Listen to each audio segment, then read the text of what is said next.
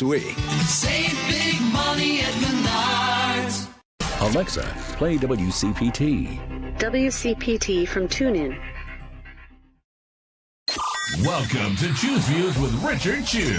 Get ready to dive into a world of insightful conversations and thought-provoking discussions. As progressives, our job is to have an all-inclusive, full-on assault with all of our players. A show that focuses on moving our political, social, economic, gender, and cultural conversation forward. And all of our players means all of our players. It's Choose Views. And now, here's your host, Richard Chew. Good Wednesday morning, progressives, and welcome to the January 28th, 2026 edition of Choose Views. Gosh, no glasses. It's hard to read, Henry. 773-763-9278. Find my show on Facebook Live, TuneIn Radio, and YouTube. Email me at richard@WCPT820.com. And follow me on the socials, X, Instagram, LinkedIn, Substack, Threads, Spoutable, Blue Sky, and Facebook.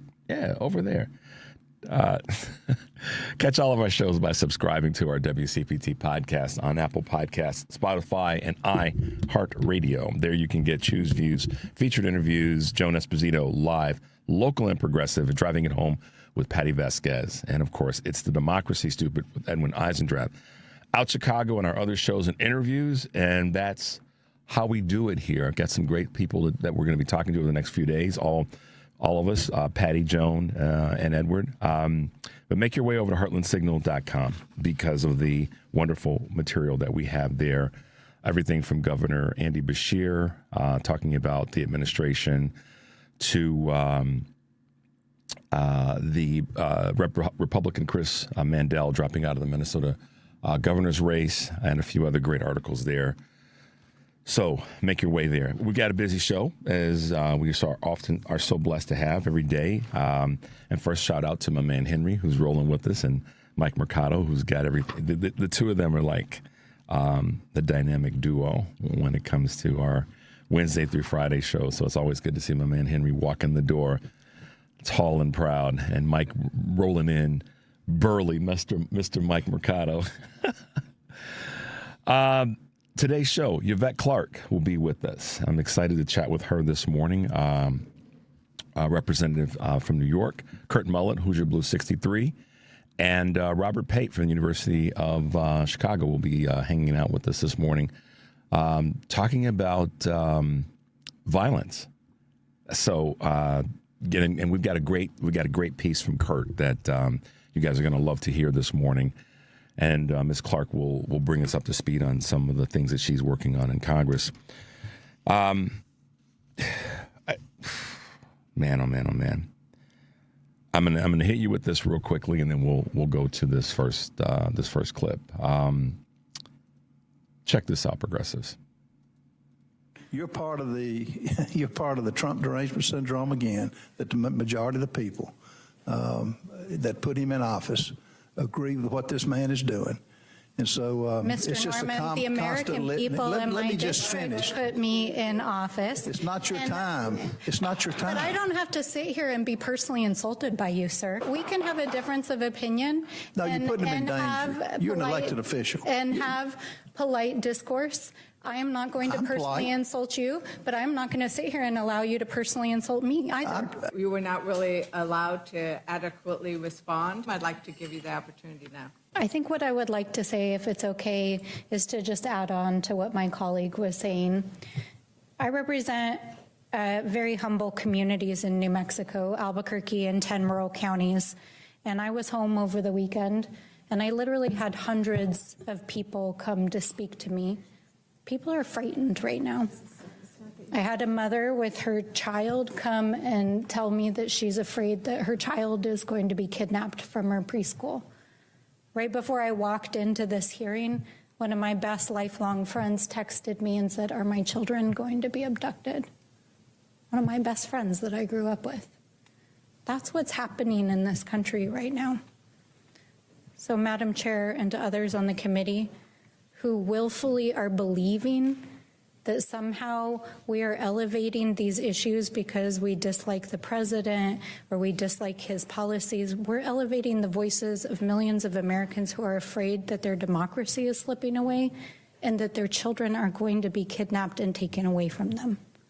That is why we are raising these issues, because it is about the safety and the future of this country, and that is what we're trying to raise accountability about.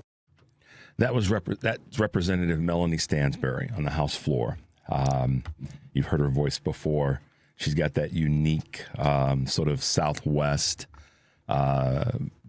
twang in her voice, but powerful every time you hear her speak.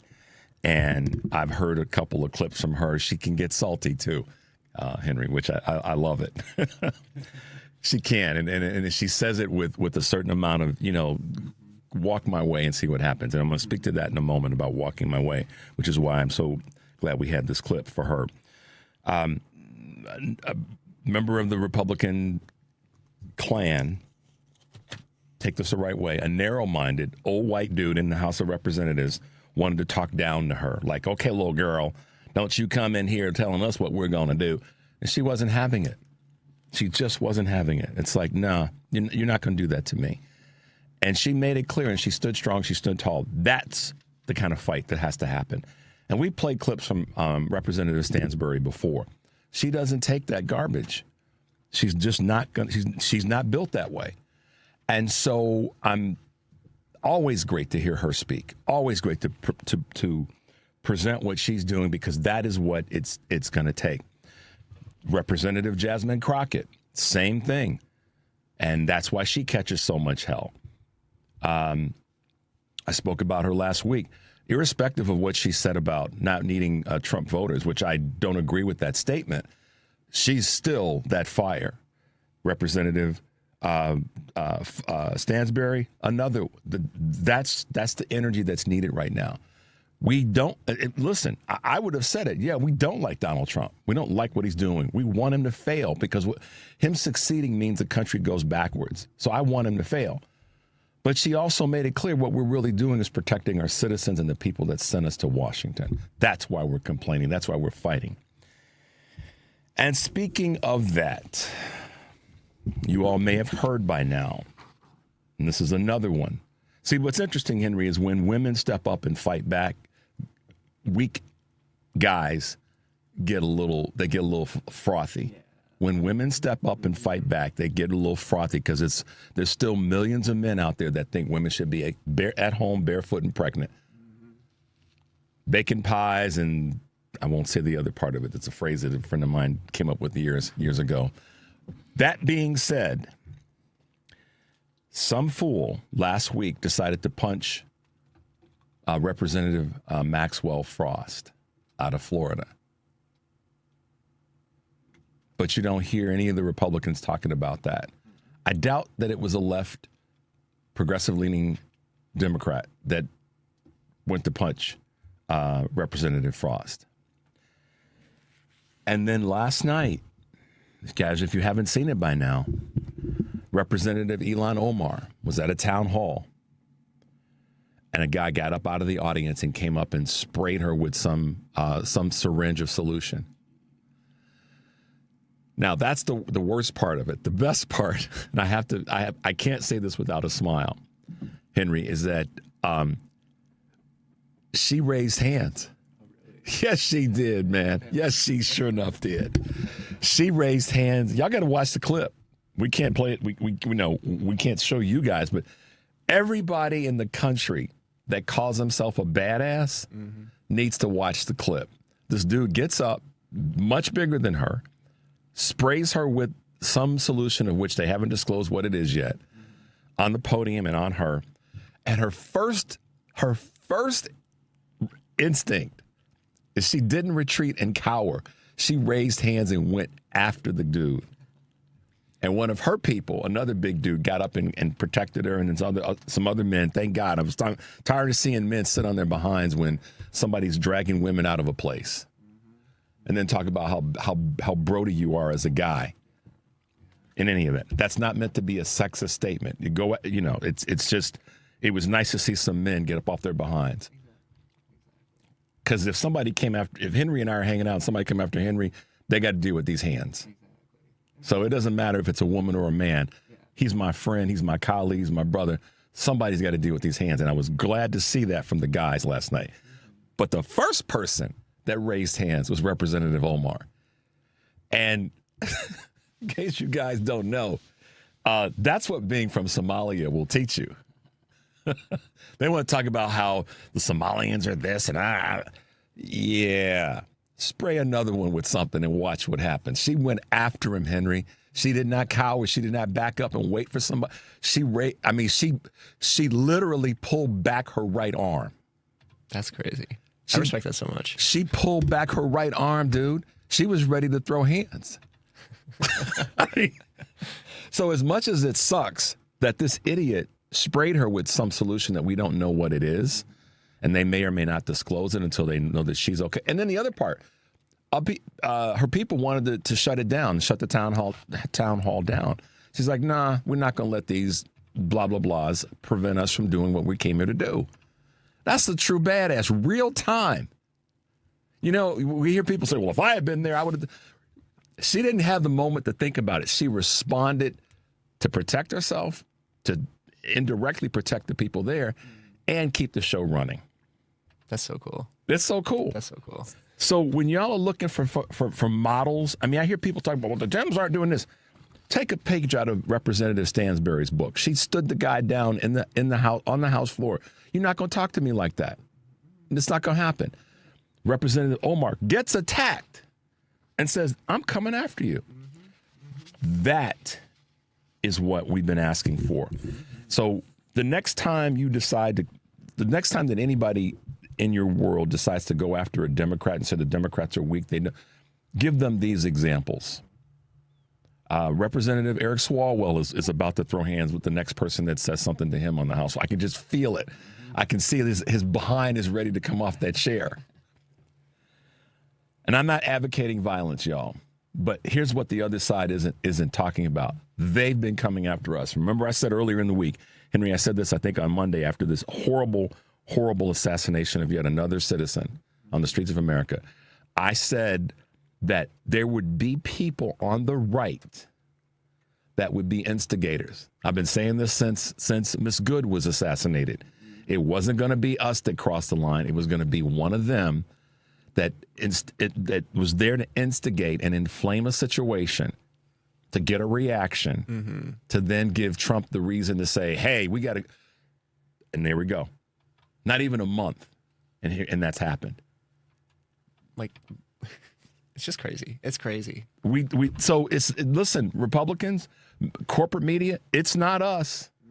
It ain't us. Not at all. So stop the damn lie. We're going to take a break because I'm getting a little fired up. The number is 773-763-9278. You're listening to Choose Views on WCPT, AM 820 in Chicago and WARR 1520 AM and 103.5 FM from Warren County, North Carolina. I'm Richard Chu. We'll be right back.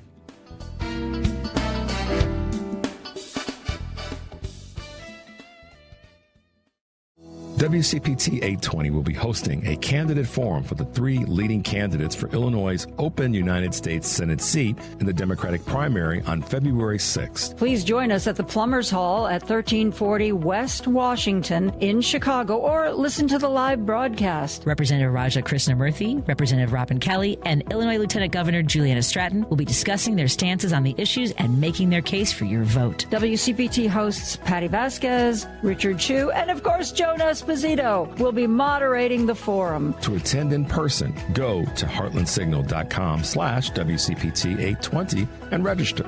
We'll have limited seats available, so please register early. Meet the leading Senate Democratic candidates at a free WCPT Live Candidate Forum at Plumbers Union Hall, Local 130 on Washington Street in Chicago, Friday, February 6th. The forum starts at 1 p.m. and is sponsored by Plumbers Union Local 130. Alexa, play WCPT. WCPT from TuneIn. Welcome back to Choose Views with Richard Chu. Yes, welcome back, guys. Good to be with you. We will talk a little bit more about our strength in a moment, but right now let's hit them with a couple of Choose Views news items on this January 28th, 2026. More flights canceled as the U.S. is steeling itself for yet another storm. U.S. airlines are canceling yet more flights. in anticipation of another significant winter storm expected later this week. More than 1,800 flights were scrapped yesterday by 12 noon yesterday. Bitter cold and freezing rain across much of the eastern United States has claimed at least 35 lives, and that's the saddest part of all of this. They're slowing efforts to get services back on track, and the weather, of course, is there's anticipation of another Arctic blast coming toward the end of this week. Consumer confidence, unfortunately, nosedives as the job market stalls. A benchmark in consumer confidence hit a low not seen since 2014 as Americans grew increasingly pessimistic about the economy and the job market. The Conference Board's gauge decreased in January to 84.5 from 94.2 a month earlier. Surprising economists whose estimates were consistently higher. According to the Conference Board's Dana Peterson, consumers cited prices of oil, gas, and groceries as pain points in write-in responses to the survey. But I thought that I guess Donald was wrong, or that he lied. All the above. Southwest is saying goodbye to the open seating. And I almost feel like we should have a little bit of a ceremony about that, because that's what I've known since I've been flying on Southwest. Passengers will have assigned seats starting today, marking the end of its signature open seating system that has been in place since 1971. Travelers will no longer queue by boarding group and will have to pay a premium for priority and preferred seating, including extra legroom seats. I'll pay for that. Henry and I'll pay for that. The shift comes as a major airline looks to cut costs, boost revenue, and align more closely with the practices of rival carriers. Other recent changes at the airline include the end of decades-long free bag policy. We'll see what happens. UPS is to cut 30,000 jobs as it readies itself for the post-Amazon future. UPS will reduce its workforce by 30,000 people this year, according to Brian Dykes, who's the chief financial officer. The cuts are on top of the 48,000 roles UPS eliminated last year as it winds down its relationship with Amazon, formerly the largest customer. The workforce reduction will, quote, be accomplished through attrition, according to Dykes, as a second voluntary separation program for full-time drivers. UPS has been focusing on a higher margin on its shipments, and it did beat its Wall Street Journal estimates for the fourth quarter. Apple is unveiling its new enhanced AirTag device on range in their speakers.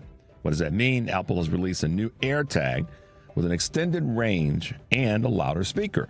The tracker will cost $29 to $99 for a 4-pack, and it will now find lost items up to 50% further away compared to its predecessor, according to Apple. The accessory, powered by the same chip found in newer iPhones, also has a louder speaker and a distinctive new chime to help find lost items. Additionally, certain Apple Watch users can track AirTags directly from their wrist. There you go. A couple of Choose Views news items if you're an Apple person. That probably plays well for you if you're constantly losing your stuff. I hate it. Here's my AirTag, y'all. When I can't find my phone, you know what I do? I ask my wife, "Can you call me?" And it rings, and I go, "Oh, there it is." And here's the thing: if I don't hear it, ring, then I realize I left it in the car. Right. Let's see what someone has to say. Okay. Someone said that it sounds like I'm I'm not attacking Jasmine Crockett at all. Let me get this cleared up real quick. Jasmine Crockett is I'm in her corner 1,000%. I'm also, and I know this goes back to the conversation last Friday, so let me just deal with this because I don't want to tiptoe around it. I'm not dragging on Jasmine Crockett at all. I didn't like the fact that she said, "I don't need Trump voters to win." I just didn't like that. Now, I cannot like something and not be, I don't like everything that Henry says or does or Mike says or does.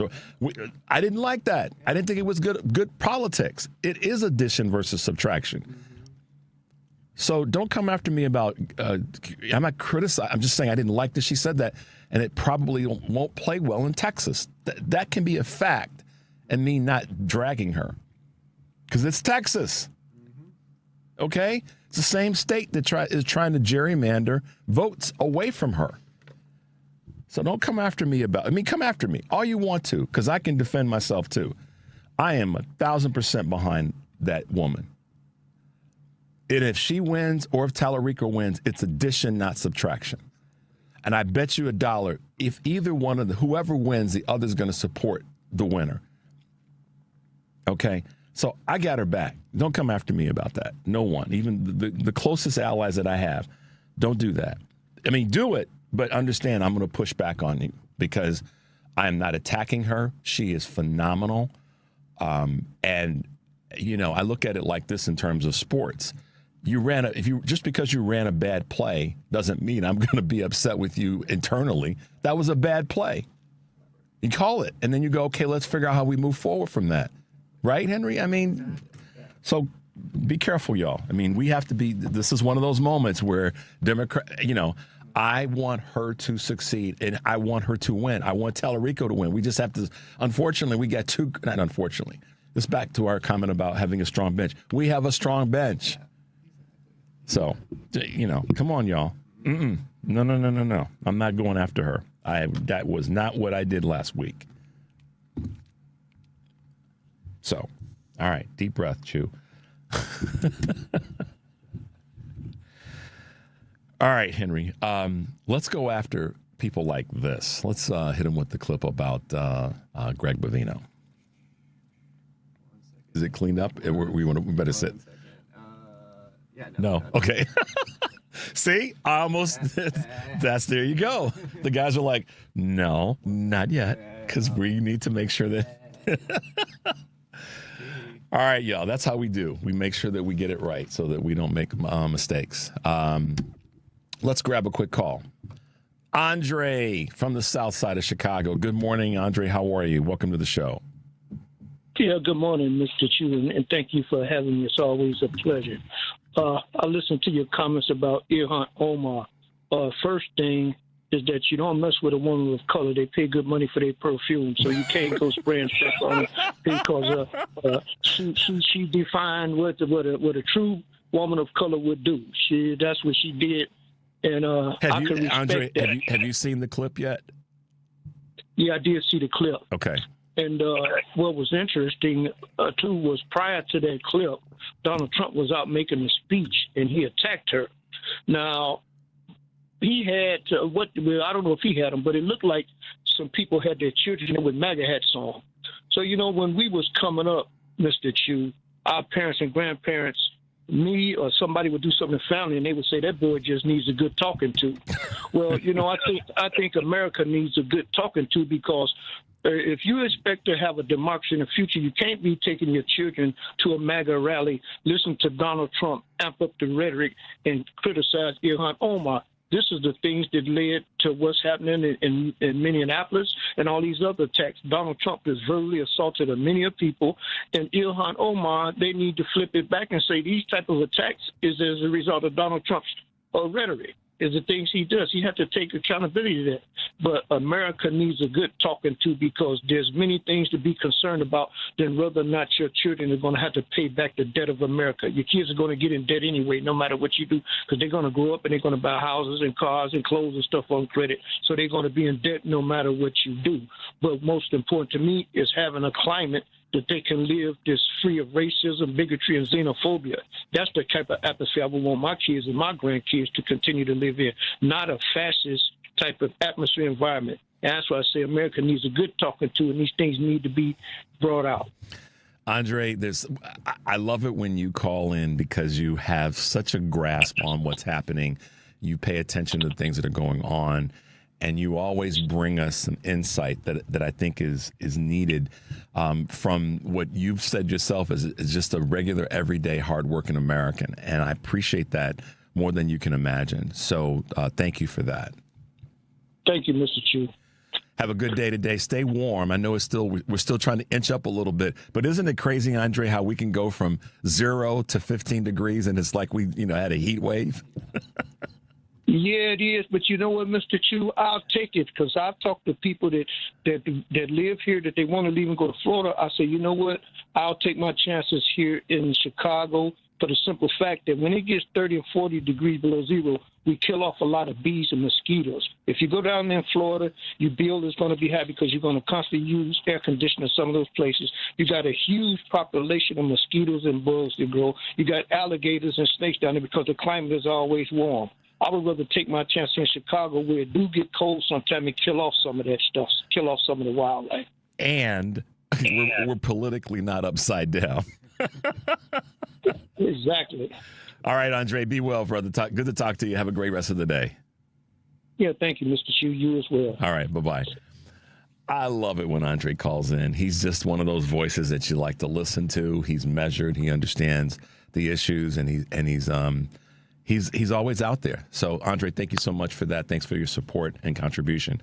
Let's take a quick break. The number is 773-763-9278. You're listening to Choose Views on WCPT, AM 820 in Chicago, and WARR 1520 AM and 103.5 FM from Warren County, North Carolina. I'm Richard Chu. We'll be right back.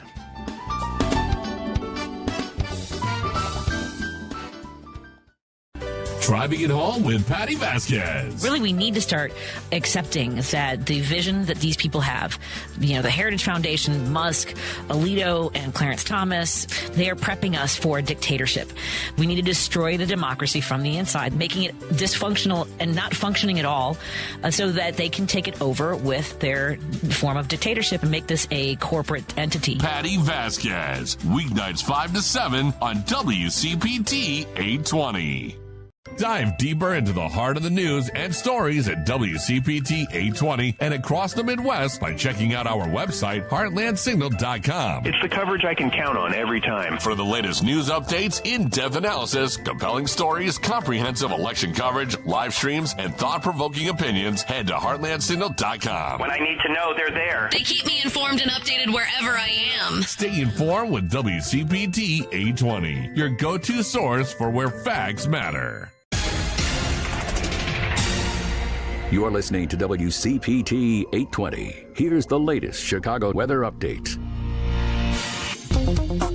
From the Weatherology Weather Center, I'm meteorologist Jennifer Wojcicki. We'll see mostly sunny skies here for today with a high into the mid-teens. Winds out of the west are on 10 to 15 miles per hour, gusting as high as 25. Tonight, mostly clear with a low near 1 above. Thursday, we'll see some sunshine, a high of 15 degrees. And Friday, a chance for some snow, cloudy high around 17. Saturday, slight chance for snow, high of 22. That's your latest Chicago weather update. Currently, it's 2 above. Computers are a wonderful tool, but every day children are sexually solicited online. Protect your kids online. Visit cybertipline.com. Help delete online predators. This message brought to you by the National Association of Broadcasters and this station. My name is Tom. My name is Cindy. We give to and volunteer with United Way at our community free health clinic. We know our time and money are going to the right places. We don't just wear the shirt. We live it. Give, advocate, volunteer, live United. Go to liveunited.org. Brought to you by United Way and the Ad Council. Chicago's Progressive Talk, WCPT 820, where facts matter. You're listening to Choose Views with Richard Chu. All right, guys, welcome back to the show. Of course, our number is 773-763-9278. So we talk about our strong bench, and we talk about the people that we have, quote unquote, on our side, but on the side of all of Americans, and that's the Democratic Party. Imperfect as we are with all our stripes and our nicks and bumps and all that, at the end of the day, we've got people who are fighting. We just do. I mean, Representative Omar gets attacked, and she raises hands, ready to defend herself and the people in that room. Representative Stansbury standing up to this guy that wants to talk down to her like she's some kid, some child. No, not having it. And it stretches across. So we got Omar in Minnesota, Stansbury in New Mexico, and we've got the head of the Congressional Black Caucus, Congresswoman Yvette Clarke, representing the New York's 9th Congressional District, which covers central and southwestern Brooklyn. And she's also the chair of the Congressional Black Caucus. Good morning, Madam Congresswoman, and welcome to Choose Views on WCPT in Chicago. Good morning, Richard. Thank you so much for having me. You are welcome as all can be. I am so grateful to have you on the show this morning. And I mean, you are the prototype of an American representative that is just said, I'm going to be here to represent my community. You are the proud daughter of Jamaican immigrants, and you have done the thing that a lot of people won't do, and that's to stand up for other folks. So I'm so honored to have you with us this morning. Representative, tell our audience here in Chicago and across the rest of the country a little bit about your background. Absolutely. I have the distinct honor and privilege of representing a district where I was born and raised. I'm actually speaking to you from the house that my parents bought when I was born. Wow. So not only am I a representative of this area, I am a stakeholder. I hold my constituents in very high regard. I tell people the work that I do is really paying it back to all of those neighbors that helped to shape and mold and raise me, and paying it forward to their grandchildren that are moving back to the constituency as we speak. So the work that I do is heartfelt, and just a mission to create a greater future for the folks who are coming up now and see America as the penultimate space in which your talents can be recognized and valued, and those who gave everything to make America this way, who sacrificed, who worked multiple jobs, who left their children to mind other people's children. This is the American dream for many, and it's really under threat right now. Yeah, it is. And what's been our superpower is fighting like you fight for the folks of Flatbush, which is, just saying Flatbush in modern day conversation in and of itself, Flatbush, Brooklyn, says that person's probably about getting business done, 10 toes on the line to get business done. And you've represented that so well. You've been a big advocate of making sure that women and girls, specifically Haitian women and girls, but more broadly women and girls throughout the country, are taken care of, that they've got the necessary benefits, and also that they are not mistreated by our immigration system. Talk a little bit about that if you can. In a parallel universe, the United States stands as a beacon of justice, of support to those who are in harm's way. And here we are in 2026, and that's being flipped on its head. But that doesn't stop those of us who believe in the virtue of the United States from speaking out, speaking up, introducing legislation in the hopes that, we get an open door, an open window to really assert ourselves in a way in which we retain the value that and the regard that so many hold with respect to the United States around the world. Just not too far, not too distant from our shores is the nation of Haiti. And, Haiti has gone through a very heroic history and then a very tragic history. And in the midst of what we see going on right now, which is a nation that is struggling to reach democratic values, struggling to bring social order to its people, we have a very perilous situation where, unfortunately, the government is not in a position to protect its people. And as a result of that, with gang violence being rampant, we're seeing more and more numbers of women and girls in particular being being assaulted, lives being devalued. And that's something that we here in the U.S., working with our international partners, can put an end to. And so that resolution that was introduced was a clarion call to remember that not too far from us, there are people who continue to suffer in the international arena. While we are struggling with our own issues here, that doesn't mean that we can't multitask and do what we do best, which is to preserve life and to create spaces, safe spaces for people to be able to live out their lives in peace. And so right now we know that within the next few days, the temporary protected status for Haitians who made their way to our shores, who were given the assurance that the United States would protect them, will be lapsing as a result of the policy of the Trump administration, which means that close to 350,000 people will become vulnerable to deportation and ICE enforcement. And when you look at, again, the conditions on the ground in Haiti, there's famine in certain areas. There's, of course, the lack of a governance structure, the rampant gang violence that is taking place, and civil society has come to a halt. As we know it, children aren't going to school because it's just too perilous for the people to live out normal lives. For us to then use this moment to send people into those conditions is totally inhumane. Totally inhumane. And especially, I'm sorry. Go ahead, Representative. I apologize. I just wanted to add that, especially because they have been fully integrated into our society and hold very essential positions in our economy. Yep.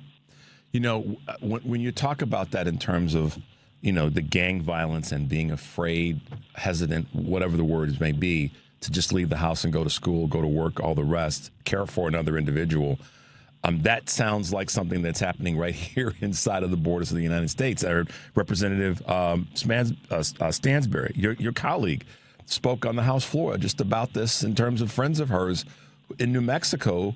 Their families are afraid to leave the house to take their children to school or the kids for the parents to go to work because they're worried about that same dynamic. And that's happening inside because of the way in which, ICE has just been upon us. So I got to ask you this question: when you think about immigration, and you have been a leading voice in this area, what is it that most Americans don't know that Democrats are doing to improve the conditions of our immigration policy here in the United States?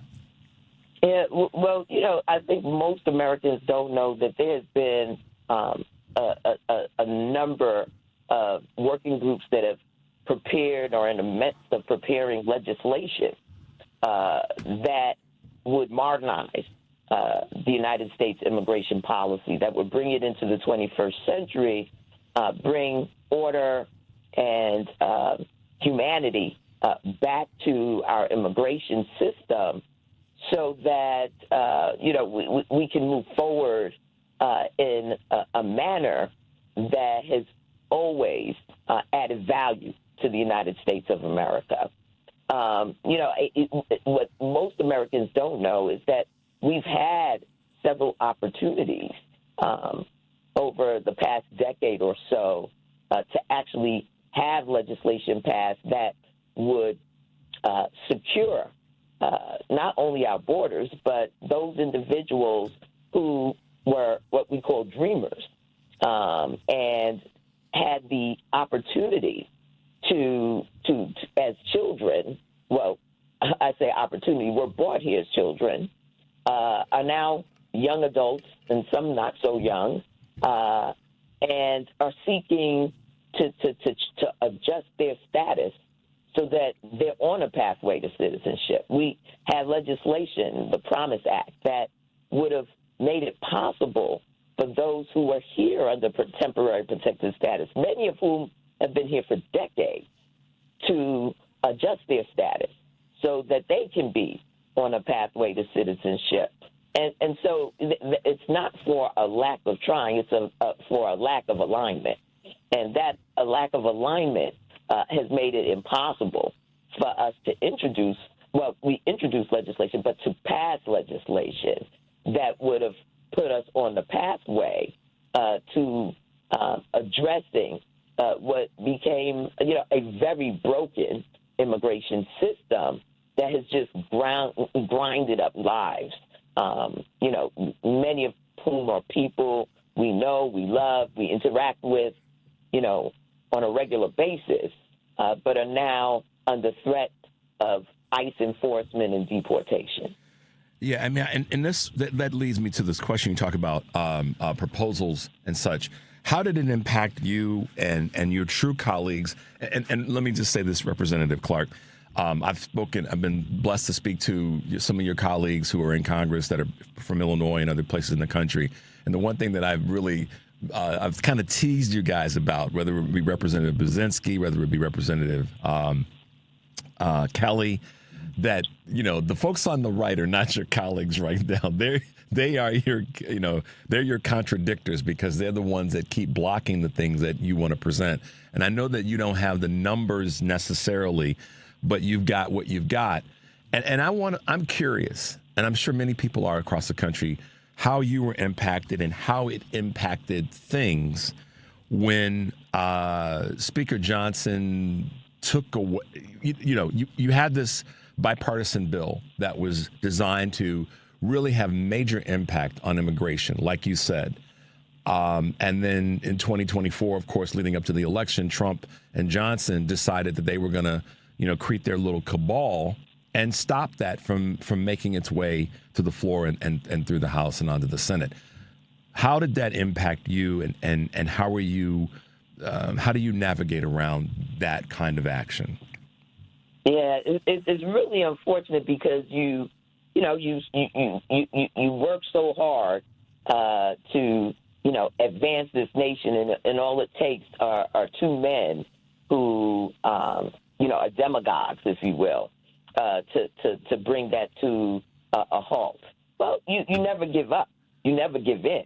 You continue to build public sentiment around these concerns, these issues, immigration, and we're seeing a turning tide now because of the overreach and cruelty of this administration. You spoke about people not wanting to leave their homes, and certainly we're witnessing that here in New York City. But that hasn't stopped ICE from warrantless entry into people's homes. And so, we're in a really bad space right now where, the federal government, under the leadership of this Trump administration, don't abide by any laws, Constitution or otherwise. And so, my hope is that the American people will continue to rise up, will continue to demonstrate their distaste and disdain for what this administration is doing, and that opens up a space for those who unfortunately act politically expedient to shift into a space where we can force a vote on legislation during this administration and have a veto-proof consensus that advances the work that has to be done in this space. It's going to be done. It's just how much collateral damage will there be in the interim time? Yeah.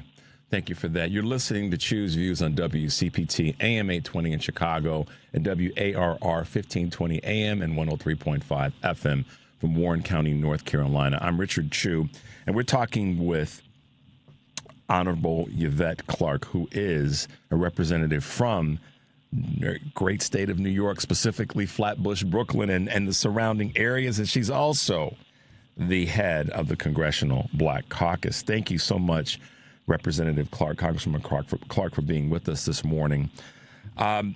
You've had some other thoughts and work with members in Congress, and you've really been pushing back on this Trump administration ban on immigrant visas. I guess it's up to 70 some countries now.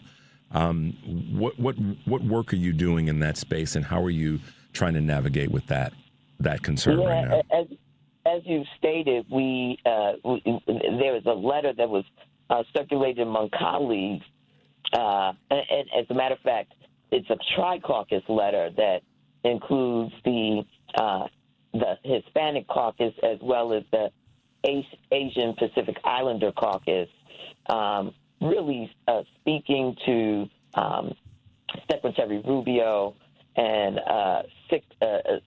as well as Secretary Noam to rethink what they're doing with these H-1B visas.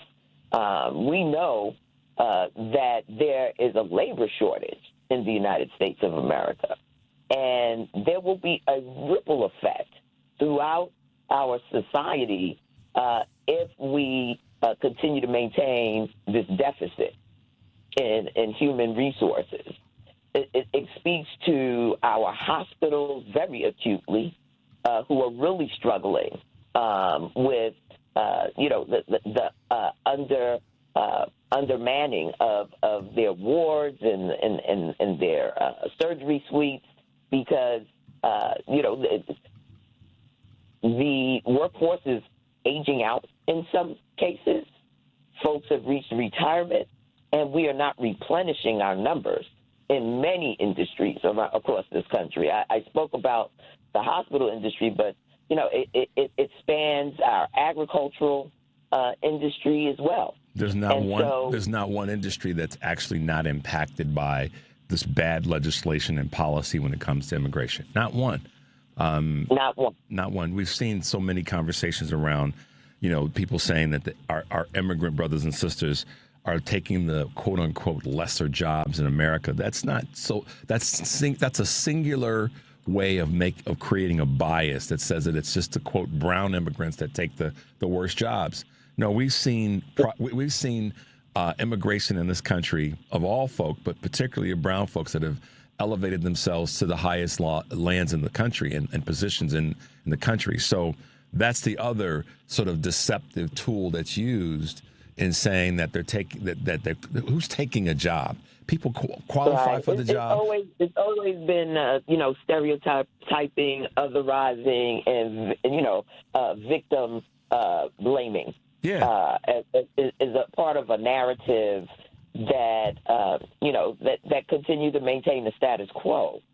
Yeah, and we can't fall for it. We've got to recognize that immigration has been a lifeline for the United States of America. Always has and always will be, unfortunately. Or fortunately. Fortunately, yeah. But unfortunately, right. I know what you mean, but it's unfortunate that our immigrant population, our immigrant community and brothers and sisters have been, just given these labels, and we know, we know what we're talking about. We know why that is, and absolutely. I want to ask you a question. It's not really a personal question, but kind of a personal question. You are, like me, one of my heroes for all of my life is the late, great Shirley Chisholm. And she's someone that has definitely been a beacon of hope and strength and just a whole lot of badassery for a long, long time. Talk about the late, Honorable Shirley Chisholm and how her work impacted your life. Absolutely. That's a great question. It's one I love to answer. Shirley Chisholm was the daughter of immigrants as well. Yep. And grew up both here in the United States and for a short period of time in Barbados. And so she had a unique Pan-Africanist perspective. But, when she was elected to office, everything was black and white. Yep. So her being the first black woman elected to Congress and my congresswoman was, a joyful time in terms of representation for our community and by extension, the United States of America. No one had ever seen a black woman in Congress before. And she was so eloquent, so focused, and so pointed in her admonition around the poor, around lifting up communities that have been marginalized and discriminated against, and did some prolific work in terms of putting herself on the line so that people could see, Black excellence and what it means to be an unadulterated advocate for those who have been oppressed in our society and those who have been discriminated against, and how to really debate and articulate that in a way in which it impacted the policies of the United States of America. We're all beneficiaries of her election to Congress and the work that she had done to make a difference in the lives of the people. And then again, her oratory was so eloquent that it inspired so many people across this nation, including myself. I was a child when she was elected, but her and my mom happened to be really good friends. And so while I wasn't conscious of everything she was doing at a certain segment of my childhood, as I grew older, it was evident. It was evident.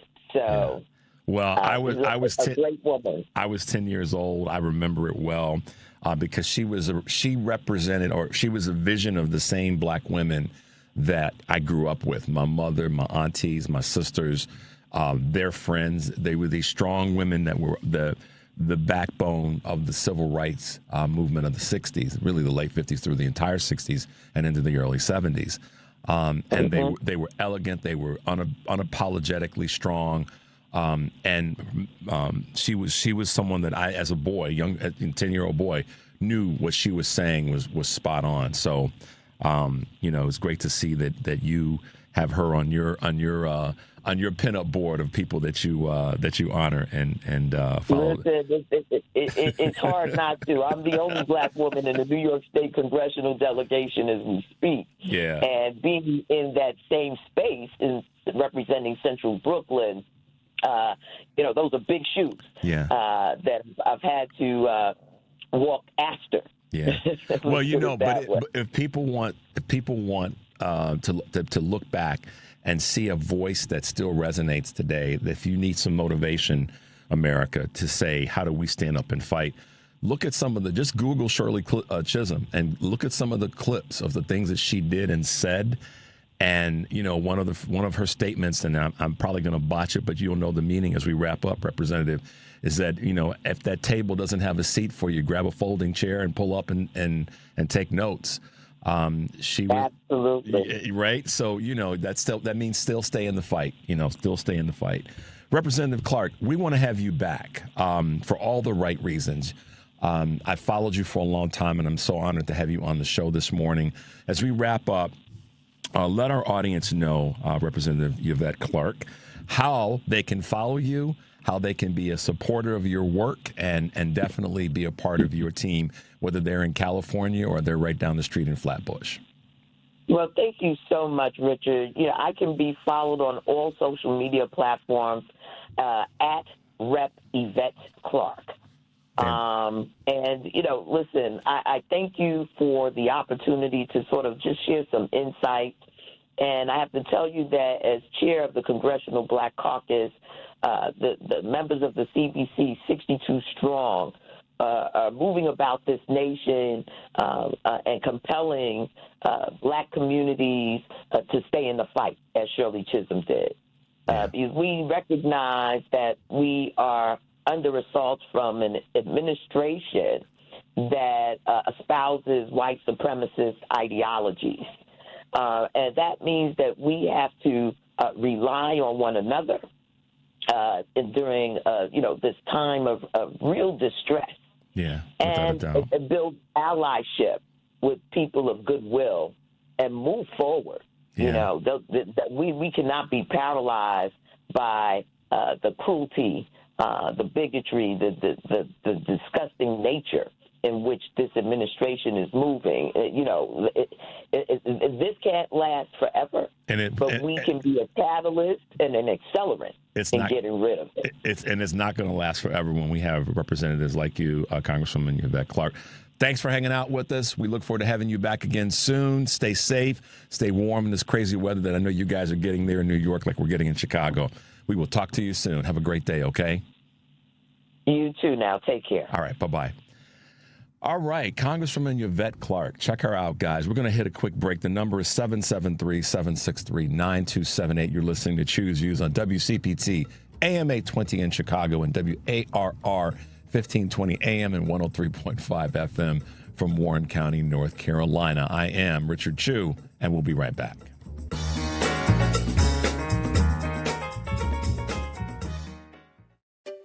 Finding great candidates to hire can be like, well, trying to find a needle in a haystack. Sure, you can post your job to some job board, but then all you can do is hope the right person comes along.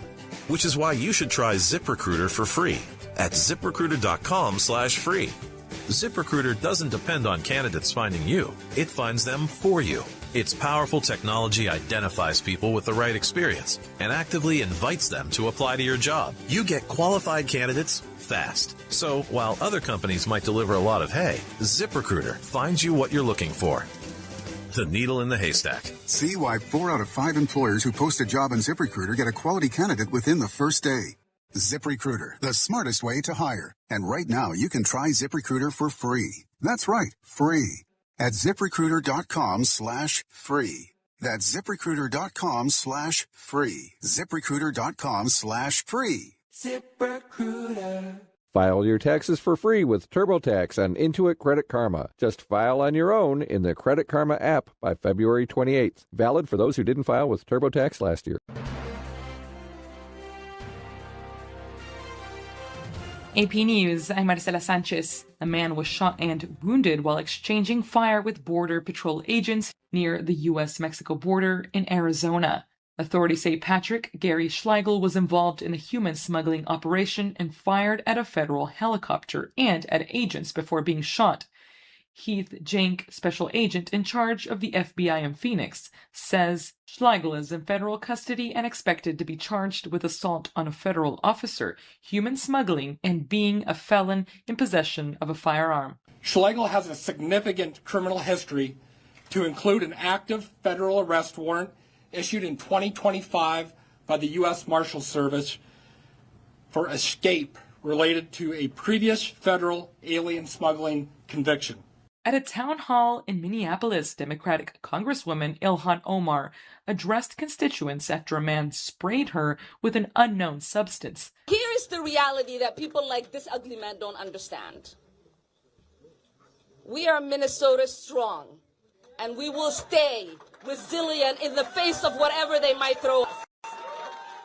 Just before that, Omar had called for the abolishment of U.S. Immigration and Customs Enforcement and for the Homeland Security Secretary Kristi Noem to resign or face impeachment.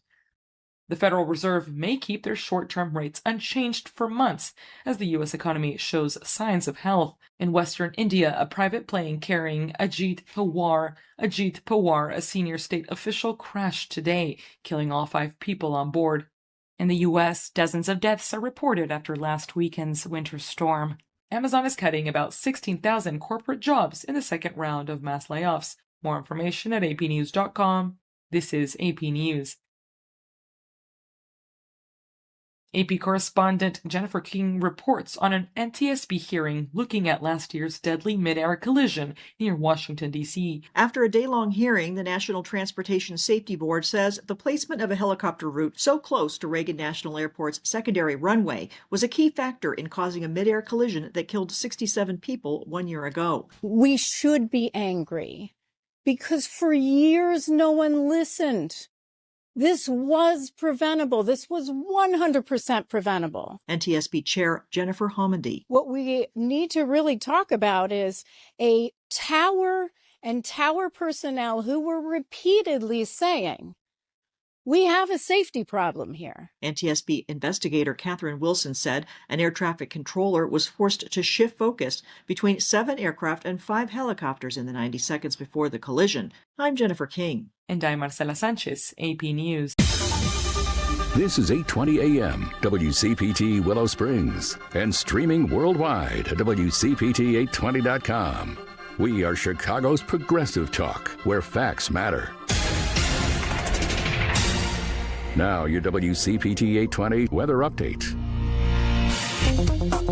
From the Weatherology Weather Center, I'm meteorologist Jennifer Wojcicki.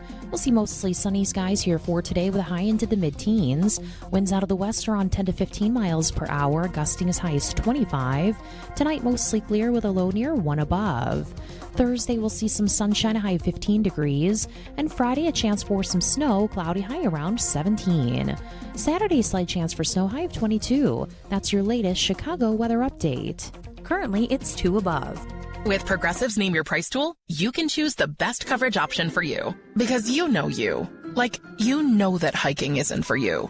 Sure, it sounds nice to be in nature while exercising, but that's what a gym and houseplants are for. I mean, you don't even like walking upstairs. So why would you walk up a hill for miles? To what, end up high in the air? Come on, you know you're scared of heights.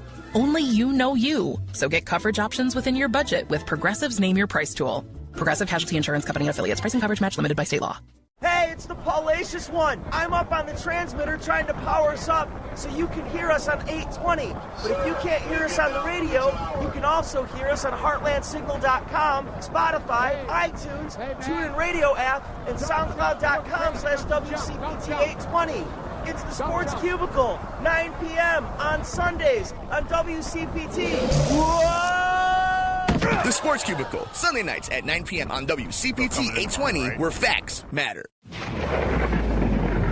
The Lightning Strike Radio Show. Our guest today has been Sabah Haider. Sabah made history as the first Indian American ever to be elected to the DuPage County Board. The community doesn't know that there are all these resources that are available that my government is funding and supporting, that I can access and help myself and give myself a little bit of that lift and boost, whether it comes to my family, my children, gas, my bills, all of that stuff. So my goal is to be able to do that. Sundays at 8 a.m. on WCPT. It's the Democracy, Stupid, with Edwin Eisendrath. Americans in the founding generation didn't fail to build a palace.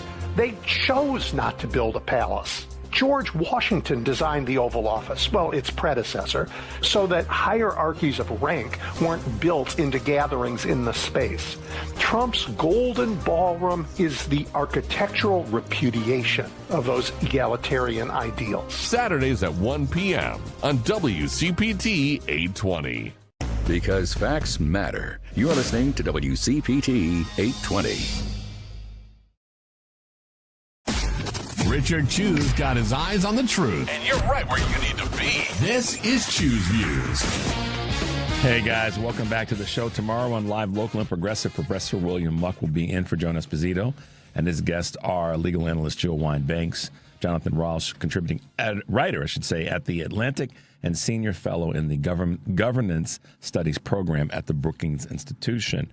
Also, Phil Barker, a professor of political science and director of the honors program at Keene State College and co-host of the Politics Lab podcast. Live, Local, and Progressive here on WCPT 2 to 5, Monday through Friday, Heartland Signal. Tune in. Tonight on Driving It Home, Patty Vasquez will be joined by car guy Tom Appel, host of the Consumer Guide Car Stuff podcast, along with WCPT engineer Jim Addy. At 6, Patty will join with the Up North podcast of Minocqua Brewing Company and its contributors Kurt Bankstead, Ben Kamenos, and Amy Thomas. They'll be talking General Strike.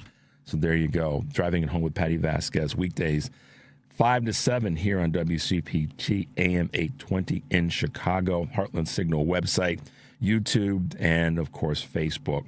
And then tomorrow, Illinois State Representative LaShawn Ford, candidate for Congress for the 7th District in Illinois, will be with me, and North Carolina State Rep Rodney Pierce, candidate for North Carolina House. Friday, Michelle Duster, author, will be with us, and Dante King are back along with Karen Byrne. So looking forward to our guest. And speaking of our guest, sorry for the paper ruffling, but, it happens that way sometimes. It's Wednesday. which means that our good friend Kurt Mullett from Hoosier Blue 63 is hanging with us this morning, and we're working on a bit of something that Kurt put together that you guys will enjoy. But Kurt, good morning, happy Wednesday, and welcome to the show. Hey, good morning, Richard. How are you doing today? Good. Hey, there's a little bit of echo in the background, so just FYI that you know that. So that we have to hear you clearly. Okay. I'm sorry. That's okay. No, I just wanted to let you know because I want to make sure that people hear you clearly. Because what another crazy week and weekend with this yet again shooting in Minneapolis. I mean, I guess we just have to start there because that's the thing that is on everybody's mind right now, and how just disgusting this has become. Uh-oh. Did we lose him? Uh-oh. That's I don't know. Let's yeah, I changed things here a little bit. Hopefully you don't get the echoing now.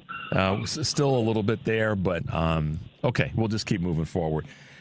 So obviously, I think I know your take on this, and I think I know in the broader context about what this administration is doing. It has been just yet another a bunch of lies and deflection on what we all saw with our own two eyes that took place with the killing of Alex Preddy. Yeah. Immediately they came out in full force and had a response that obviously was, shared across lines that this is what we're going to say. And it was nothing but lies, but that's what this administration does. Anytime something comes up and happens like this, they just, fill the space with lies because they know the people that follow them and that support them, that's the only ones they're concerned about, will believe everything they say. So, but thankfully we have a group of, creators and people in social media who are really good at digging down and finding the truth. Yeah. And it didn't take long at all to expose that everything that Christie and Greg and Trump and all of them were saying were just flat out lies. He never pulled a weapon. He never threatened anyone. He was protecting a woman that had been shoved to the ground. And, we know the truth, but it doesn't matter to a good portion of the citizens because they follow this guy and they believe everything that he says. So the division is just it just keeps getting deeper, and it's tough times, Richard. Yeah.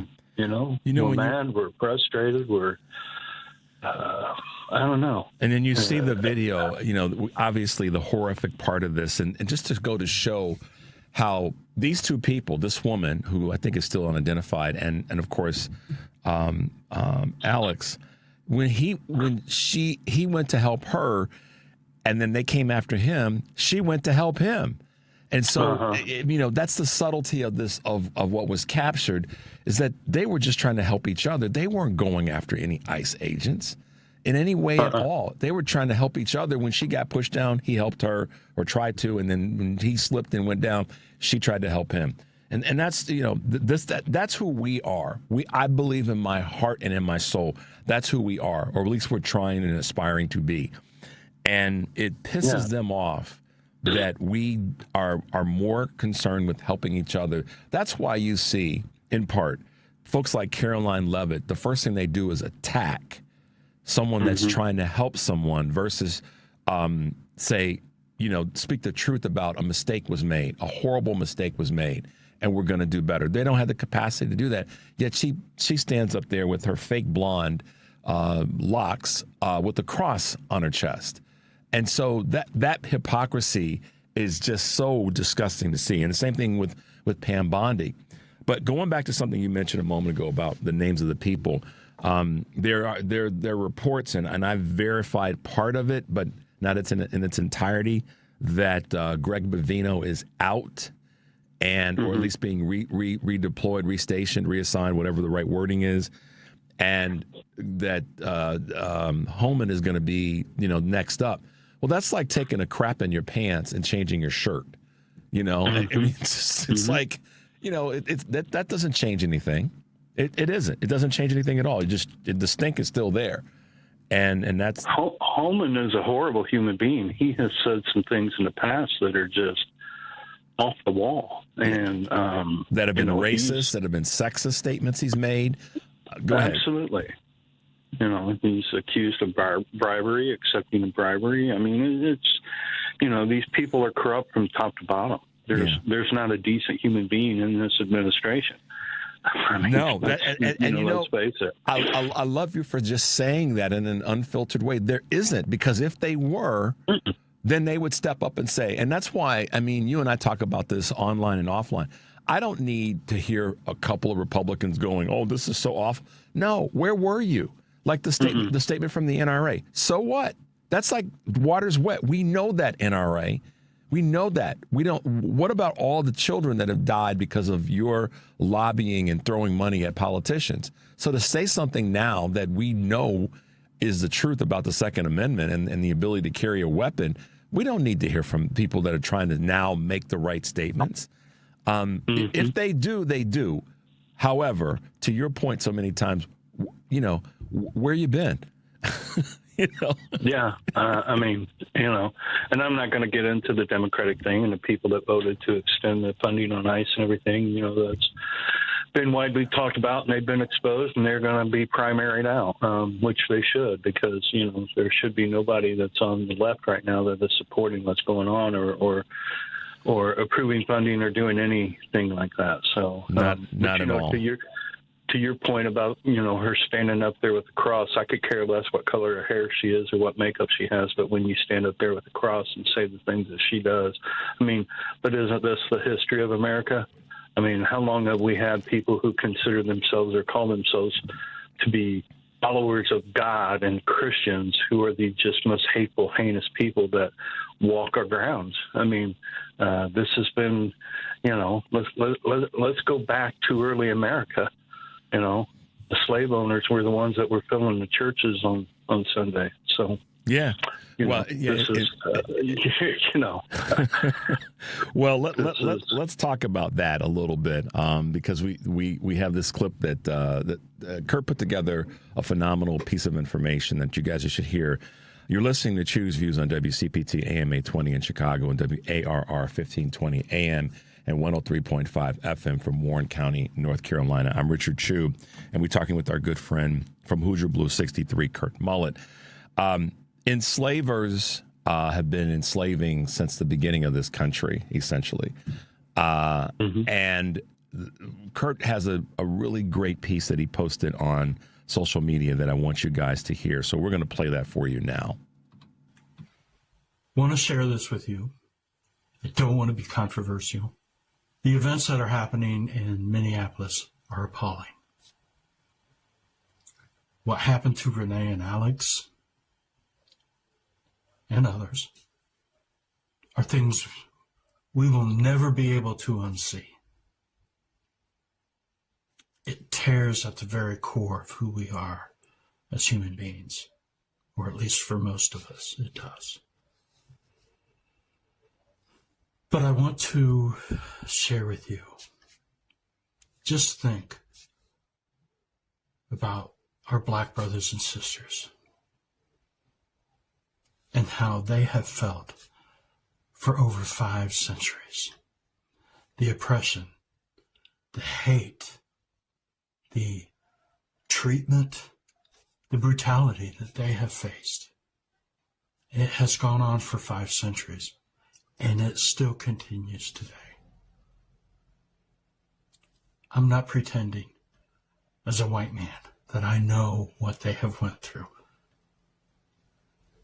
I'm not saying that at all. I can't imagine. But I am woke to it. I understand, because of my love for history, exactly what has taken place in our country. And I guarantee you, if you would sit down and have a conversation with one of our black brothers or sisters, they would probably tell you, welcome to the struggle. And if you don't believe anything that I'm telling you about 5 centuries of oppression, hate, brutality, cruelty, well, Google 1619 and start from there. Great piece, my man. Really, really, really great piece. So you guys, if you want to have it in your arsenal, obviously find Kurt on any of the socials. Hoosier Blue 63.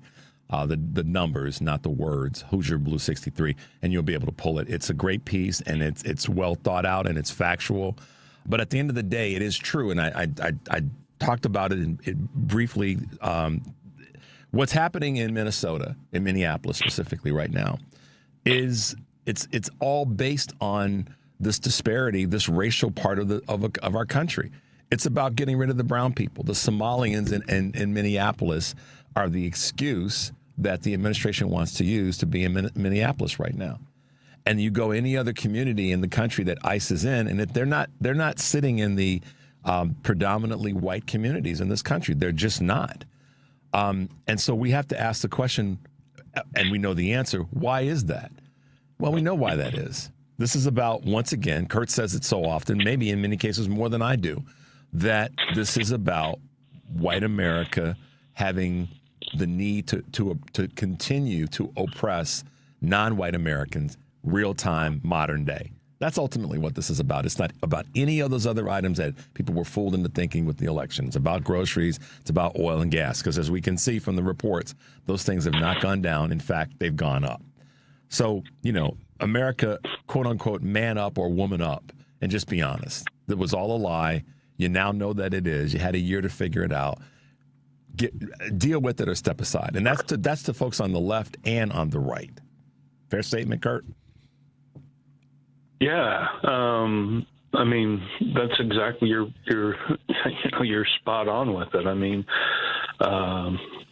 white conservatism has been the poison of our country forever. It's a very touchy topic when you start talking about it, but I'm a firm believer in the Constitution, but then also I think it's also a very contradictive document, because we are not all created equal, not at least in the eyes of many Americans. We never have been. So, and when you say something like that, boy, you get attacked. I mean, the comments that I received on some of my other platforms, not necessarily Instagram because they've been shadow banning so many of us, but on some of my other platforms, the comments that I received because of that little 2-minute clip there it's appalling. And that's the part of doing this that I don't enjoy, because the hate and the blatant racism of people, just comes out. It's just crazy, how people feel and think and the things that they say. But this has been our culture forever. And, I guess that's what makes me such an odd duck, is because I'm an old white guy from Indiana and I speak out against it, and it's like, people think that there's something wrong with me. And I'm like, well, is there? But, that's what's in me. Yeah. So I don't know what else to, how else to share it or how else to say it or what have you. Other than to say it and to do it. And listen, let me just put this to you. As challenging as it is, there's the words that you shared in that video, in that clip, are powerful. Let me break a couple things down for everybody that's listening anywhere in the country. What Kurt said is spot on in the clip. He's feeling, I can hear it in your voice. He's feeling a certain amount of stress and disdain and sadness about all that's happening. And he knows in his who he is that this is where it's really coming from. And to that end, he still fights on. This is a white dude in Indiana. He knows he has his privilege as a white dude anywhere in the country. But in the clip, he says, even from my perspective, I still don't fully understand what it's like for my ally, my friend Richard, who walks around daily like this, not having to have that protection of white male privilege. So the lesson to learn from what Kurt is trying to say is you have to stay in the fight. And if we really want to, as I say this, if you really believe in this thing we call democracy and reclaiming our humanity and our dignity, then, try the shoes on of somebody else that doesn't have your privilege and doesn't have your safety net. And then ask yourself, okay, how hard is my fight really when this person over here, they can't escape it? So that's why I want to give you the energy, brother, to understand. Yeah, I got you. I understand. Believe me, because it's every day for me. It's 24/7. And so, I knew that people like yourself and those who know me knew what I was saying, but you have to be so careful with your words today because people just like, comments you make about Jasmine Crocker. Oh, you're not defending, you're against Jasmine. I mean, people just take things the wrong way, and I did not want to give the impression that I even remotely knew what it was like to grow up as a black man. I mean, that's not what I was saying at all. And I know that people that know me, knew that was not what I was saying. But, it needs to be, we have to do this. We have to talk about this crap because once this is all said and done and we look at the basis of this and why they are doing this is because of the again part of MAGA. And I've said this many times. Yeah. The again part of MAGA is taking us back to colonial America where women and people of color or different ethnicities did not matter. They had no voice. They had no power. They had no say-so. They were just, bodies occupying space in the country. That's what they want. And I don't care what anybody, they say, and you ask MAGA, what's the again part? They can't explain that to you, No. But they can't explain a lot of things, If you ask them what the acronym ICE stands for, they don't know what that means either. So, they're just a bunch of idiots. So there we go. There he is, Henry. He's winding up that pitch now. Well, I want to share one more thing with you before we leave, and I appreciate the conversation we have, but I'm in a group chat with a lot of creators, some big-time creators, Jolly Ginger and some other ones that have million followers, and I'm lucky to be part of that. Well, Qasem Rashid is in this group, okay, and he posted yesterday after Omar got attacked, and he shared with us he gets attacked every day. Yeah, he does. With hateful comments. But he shared with us one of the comments that he received yesterday after he made his post about the attack on Amman. And I just want to read it real quick. So this is a comment that was made to Qasem Rashid, okay? Continuing your lies. I'll tell you what, I do support criminal Muslims living very short lives. Enjoy your next 24 hours. Heck, you never know when they could be your last days. Good day, pig boy. That's a comment that he received from a dude named Andrew Hicks. And I'm sharing this because we were, told, let's share it because, our stance as creators are that we need to expose these people and bring them out of the woodwork because so many of them are keyboard warriors that like to say stuff like this. And I don't wish harm on anyone, but when you have rhetoric like that, Andrew, that's just crazy. Well, this is a flat out threat to somebody's life. You never would know when they could be your last days. I mean, and they want to shadow ban us on Instagram and other platforms because we're sharing factual information about ICE. Yeah. This is where we're at. Meanwhile, you've got this guy who's lobbing these, I won't even say veiled threats, but threats/veiled threats against someone because of who they are as a human being and their ethnicity and all that. And Qasim's has been on the show. He's going to be on again, I think, next week. And he's a fighter, man. I mean, listen, you know from your exposure to him. He's a great guy. He is a really, really good guy. He doesn't wish harm to anyone. No, I mean, and the thing about, and he'll sit down and talk with anyone. Yeah, he will. You know? He's a good dude, and he's in the fight, and I'm grateful that we all have a relationship with what he's doing. But I'm also. But it's just crazy. It is. I mean, and that's so. We'll say this real quickly, and then I know we got to go. But Kurt, this is the thing. So Maxwell Frost, he gets attacked. Right. Ain't nobody talking about that. I mean, they can't avoid talking about Ilhan Omar's attack because it was video recorded. But we aren't attacking. We aren't running into Republican town halls and spraying people with whatever. It's on the right, and so.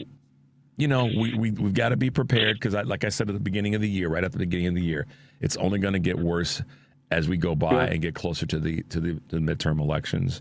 But as long as we have fighters like you and Qasim in the mix, we'll be able to sustain ourselves to get to a point where we can have that change. And if we bring in some of these new voices that you've been an advocate for, it's going to be change that we all need. Let's hope that we can. So, and again, I will say this as my last word.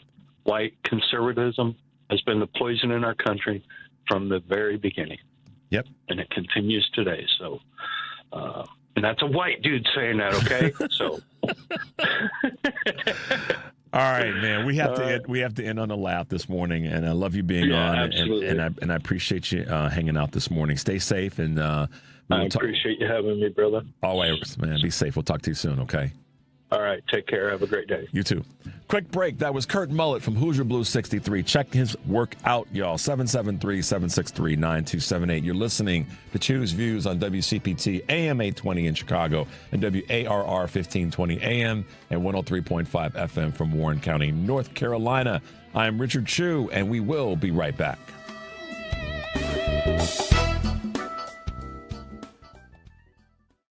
Winter in Chicago hits hard. Is your home ready to stay warm and energy efficient? At Green Attic, they help you fight back against the cold. They're Chicagoland's trusted experts in attic insulation, spray foam, crawl space encapsulation, and mold remediation, solutions that lock in warmth and cut your heating bills. If your upstairs feels freezing or your furnace never stops running, your attic might be the culprit. Their team seals in comfort and stops energy waste at the source. Need roofing? Their sister company, Green Attic Roofing, offers asphalt, flat, premium roofs, and even Tesla solar roofs, all backed by a 10-year labor warranty and instant online quotes. Winter storms don't wait. Replace that aging roof now and protect your investment. With over 15 years of experience and more than 1,000 five-star reviews, Green Attic delivers real comfort, real savings, season after season. Visit greenattic.com for a free insulation consultation or go to greenatticroofing.com for your instant roofing estimate. Green Attic, healthy home, happy family.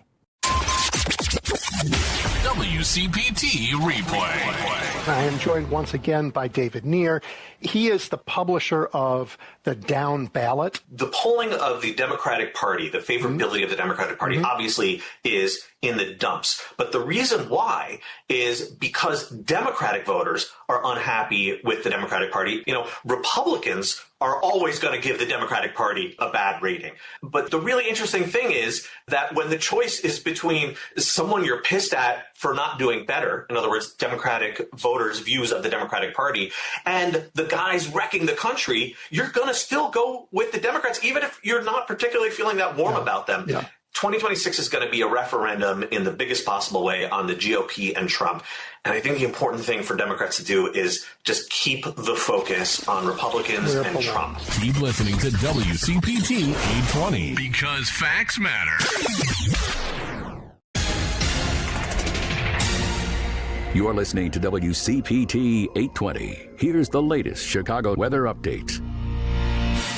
From the Weatherology Weather Center, I'm meteorologist Jennifer Wojcicki. We'll see mostly sunny skies here for today with a high into the mid-teens. Winds out of the west are on 10 to 15 miles per hour, gusting as high as 25. Tonight, mostly clear with a low near 1 above.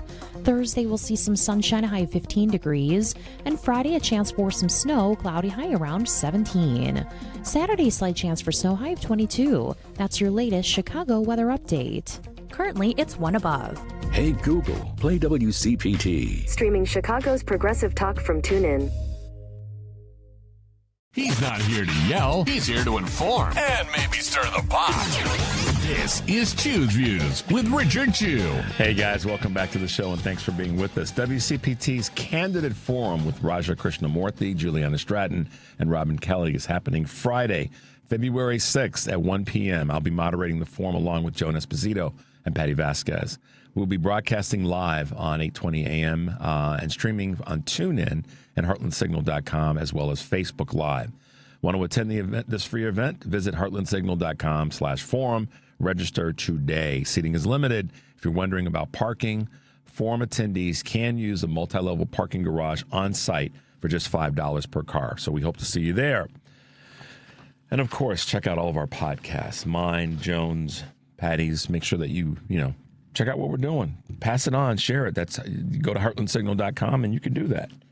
Choose Views podcast, featured interviews, full episodes are available also on Spotify, Apple Podcasts, TuneIn, iHeart, YouTube, and Amazon Music.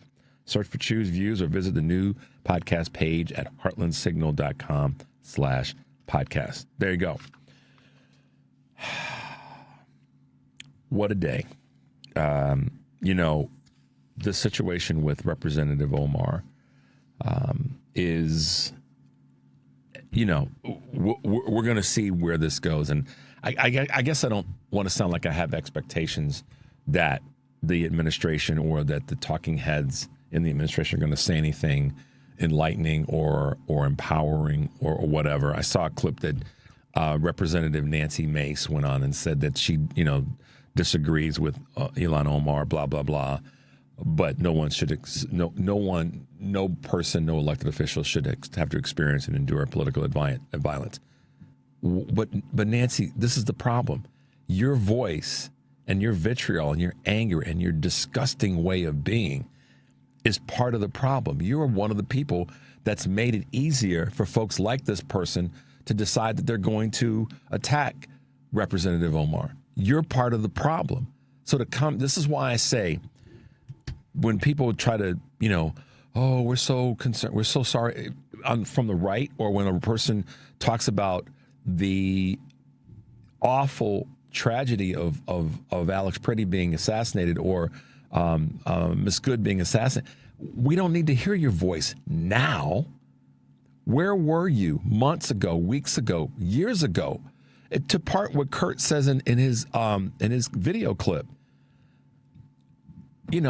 I've been using this phrase for decades. There are monsters in the closet.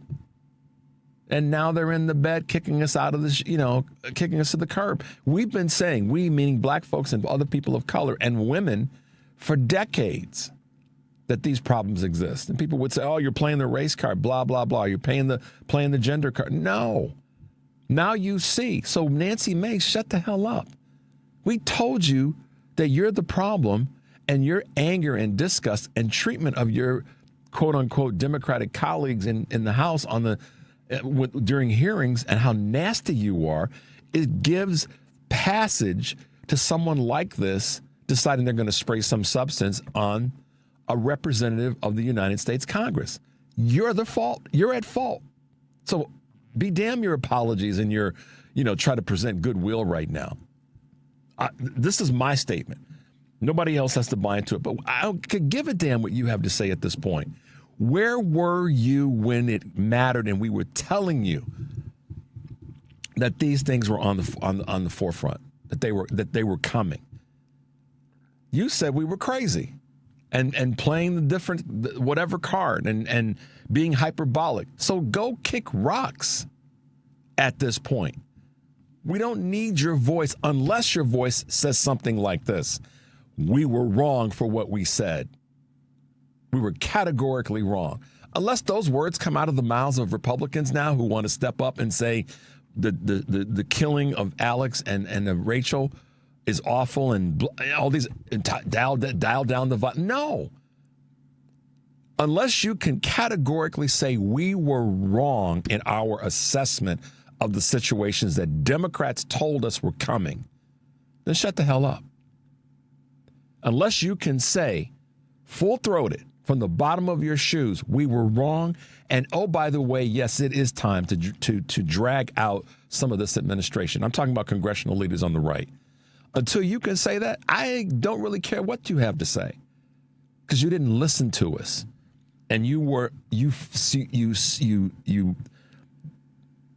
planted the seeds, and as it started to grow, you didn't have the courage to say, we've got to cut this down. We got to stop this. So I'm not hearing, and I don't want any of us to suddenly give favor and sort of credit to Republicans who are speaking up now on any level. And this is why I understand some of what Jasmine Crockett was saying about I don't need Trump voters to win. I get where that's coming from. Politically, maybe not the thing to say in Texas, but I get where that's coming from. Y'all told us we were crazy and all these other things. And the minute something happens where you now go, ooh, that's really bad. We've been asking for a long time, Henry, what's going to be the defining line? What's going to be the bottom? What's going to be the thing? Because it shouldn't be that we get to a point where this happens and Republicans are starting to get a little weak in the knees thinking, we can't tolerate this. But you can tolerate a baby being a 5-year-old being detained in the cold A weather. You can tolerate a congresswoman being yelled at for her supporting defending people in a community.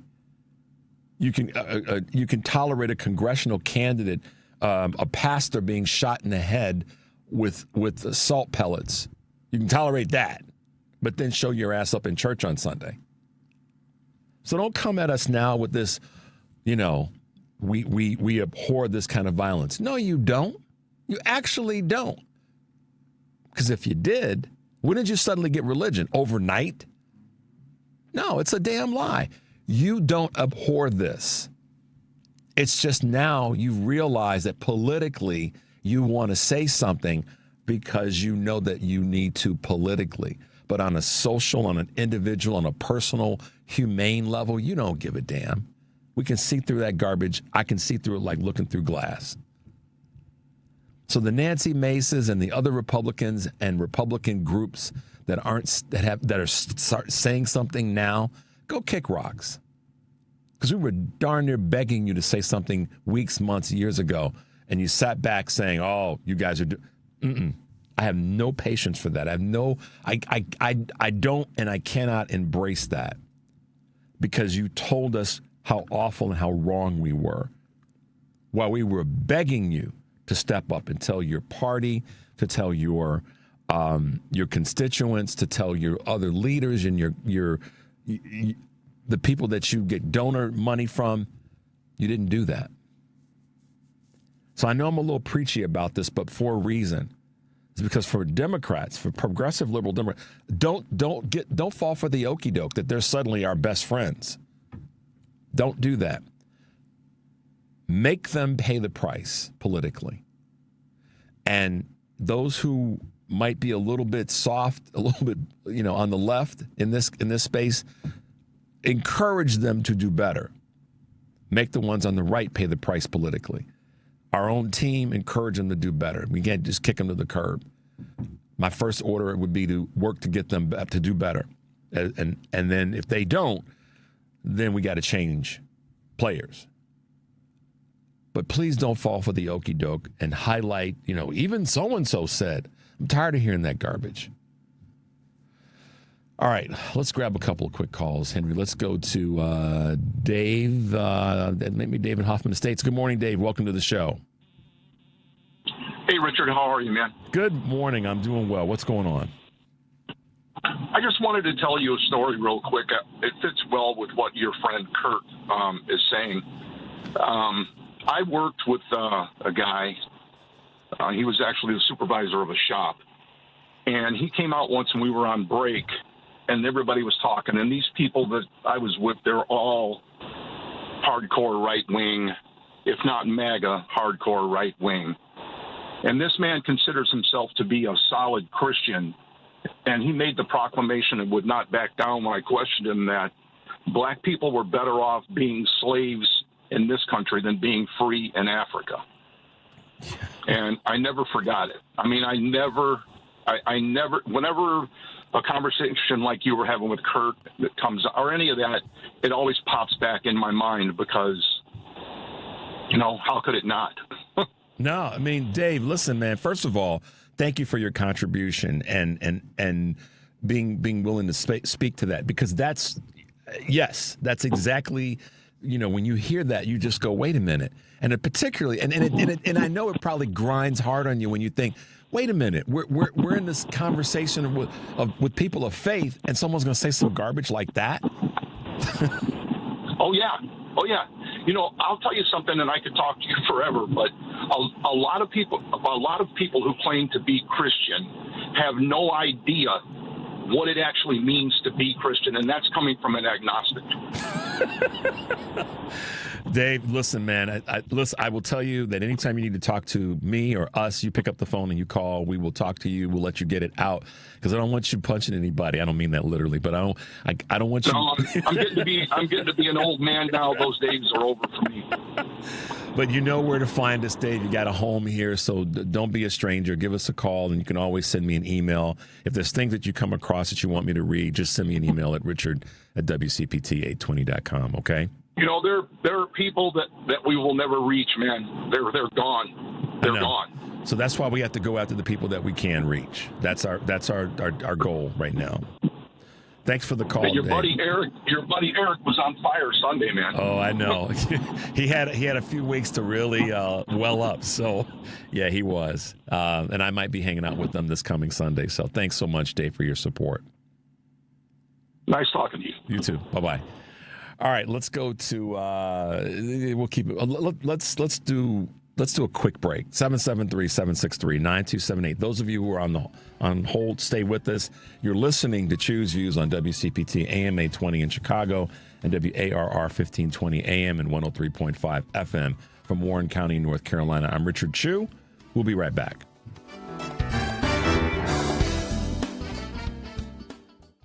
This is Tony Moret. I'm an estate planning attorney who drafts living trusts and wills for my clients. You have probably heard my ads here on WCPT for the last few years. Your fellow listeners, when we have completed their plans, say, I wish I had done this sooner. It wasn't nearly as hard as I thought it would be. We can complete your estate plan within 30 days or less. There are certainly decisions that need to be made, but my 30-plus years of experience will help guide you through this process. There may never be a perfect time to start, but whenever I'm asked when is the best time, my answer is always the same. Now is the best time, while it is on your mind. Being able to tell your family that you have an estate plan in place, that all the details have been taken care of, will be a great relief to both yourself and those you care for the most. Our initial consultation is without charge, and there is no obligation. My phone number is 847-996-0496, and my website is moretlawoffice.com, spelled M-O-R-E-E. I look forward to speaking with you. WCPT 820, Chicago's progressive talk, where facts matter. This is Choose Views with Richard Chu. All right, guys, welcome back to the show. I know some people are saying, Richard, no, we don't want to push away people that are trying to make change. We don't. I agree. But the people who have been sitting on the sidelines that are still just hailing, craziness, we've got to be very careful there, because we tried to tell them. No, we didn't try. We did tell them. All right, let's go to Steve in the Gold Coast. Steve, good morning and welcome to the show. Good morning. And I would tend to agree with you. I would say, however, that political calculus is important. There are people out there who we will never make our allies, but because they have a self-interested mindset, just as many politicians do, it is possible to get someone who's going to get off of the Trump train, the MAGA train, and a Republican who will say, you know what, this is too far for me, that this is something I oppose. All right, now, we may not believe that. It may not be the case that they have actually had a change of heart. But if we can get their vote, quite frankly, I don't care why they voted our way. No, as long as we can that's get their true. votes. I think that we have to go that one step further and say, okay, now that you've said that and you look at things that way, what are you going to do with that this new enlightenment, this new power? How are you going to? That's probably the other side of it. So go ahead, Steve. I'm sorry.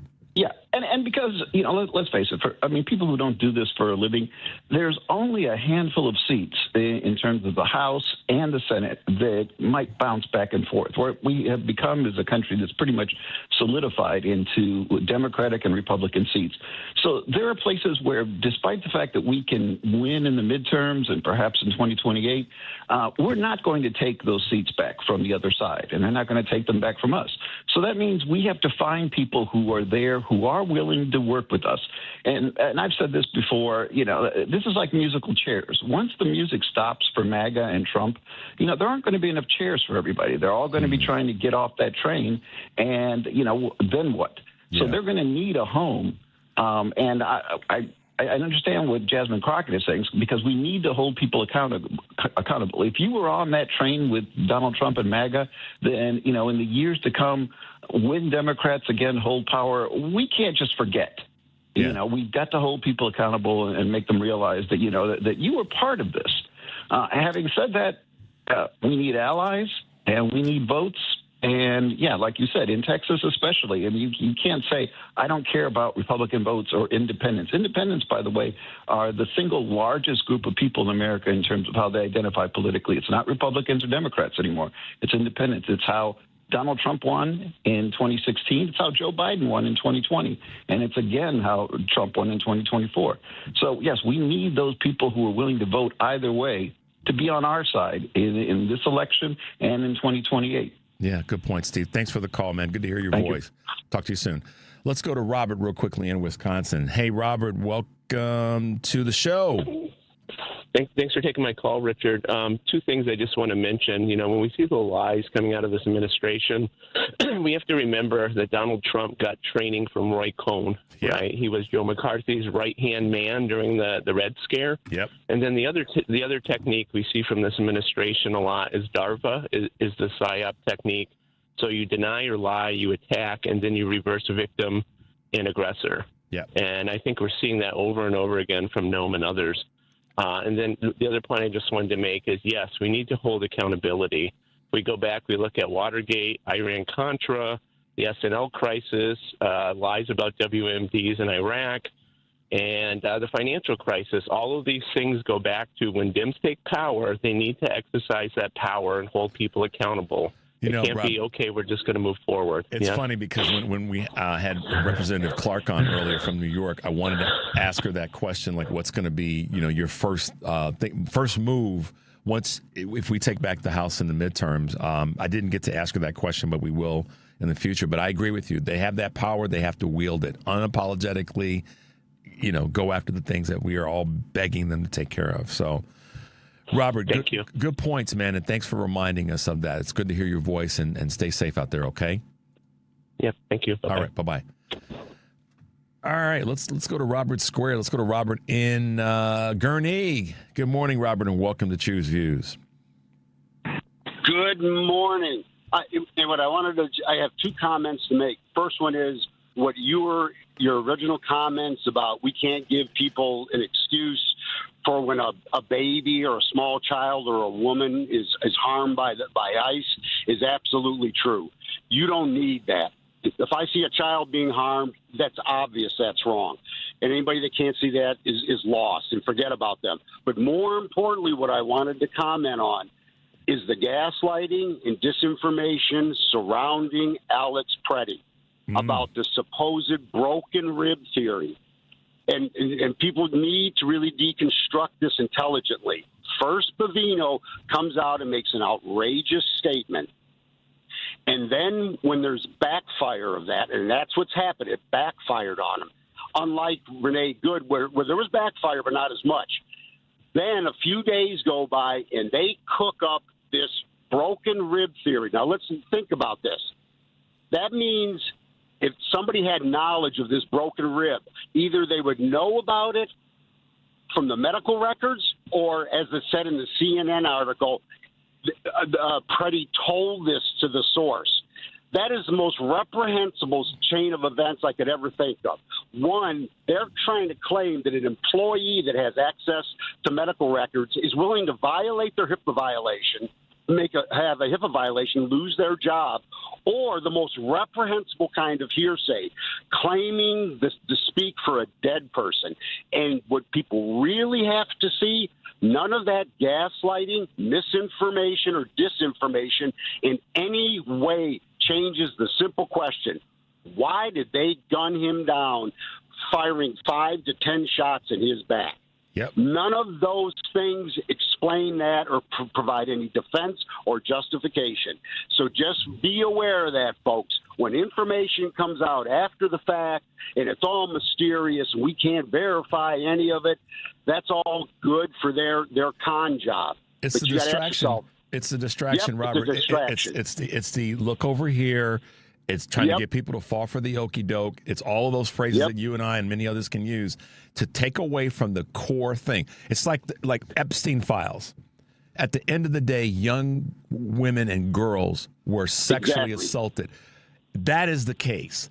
When it comes to Rachel Good, they gunned her down in public. No matter what the other pieces were, there should have been better discretion and there should have been de-escalation. No matter what, if who she's married to and all that, that's unimportant. With Alex Preddy, that brother was trying to help a woman who had gotten pushed down in the snow, and they assassinated him. That is the case. It is not all this other fluff. They want us to look over here so they buys them time to hope that America goes, okay, on to the next thing. That's what this is all about. Exactly, brother. That's exactly it. And people got to start doing that with every piece of news that comes out. You got to step back and say, what is this making me believe? Yep. What does that have to do with the truth? Nothing. He broke a rib. He broke a rib. He broke a rib. Big deal. Big deal. One of my mentors, his name is Bob Sherrill, and if Bob's listening, shout out to you this morning. He always says to me, Richard, ask this question first. What's the point of what they're saying? What are they trying to get you to think? And I've always, for 40 years that I've known him, have always tried to position myself as, okay, what are they trying to get me to think and look at or look away from? And this is the truth here with Alex and with Rachel. No disrespect by calling them by their first names and others. But, Robert, I appreciate you. Everything, with every person that's being snatched off the road, they don't want to talk. They want to say they're a murderer or a criminal. Excusing, trying to make holding a little boy, the rationale for the father. I mean, that's just absolute craziness. But we have to pay attention to it, and I appreciate you reminding us of that, Robert. It's always good to hear your voice, man, and I'm glad you've been well this year. Yep. Stay strong, man. Stay strong, and keep up the fight. We'll talk to you soon. Yep. All right. Okay. Bye-bye. Thank you. He makes a great point, guys. I mean, this is what I try to say. At least I try. I think I do, and I know that others do, whether it's anybody that calls in or any of our regular contributors, is to pay attention. They're trying to misdirect us and get us to look over here. That is the reason why, yes, we want as many people on our team and squad as possible. And I also ask this question. We have to ask this question, where were you before? And if you're going to join us now, going back to what Steve said, who called in, if you're going to be part of this now, then you got to do some extra work, in my opinion, to make up for the problems you caused. Yes, we want you on the team, but you got to do some work. We're not just going to bring you to the front of as I said, to the front of the bus. Okay? That's how I see it. That's what I believe in. We want those numbers. We need those numbers. And we want those voices. But if you're going to come to our team right now, you got to come ready to do the work to make up for the garbage and the carnage that you've caused, Republicans, GOP. voters as well as elected officials. So there you go. All right, guys, stay tuned for the Stephanie Miller Show. And remember, take a deep breath and make your life count. We'll see you tomorrow.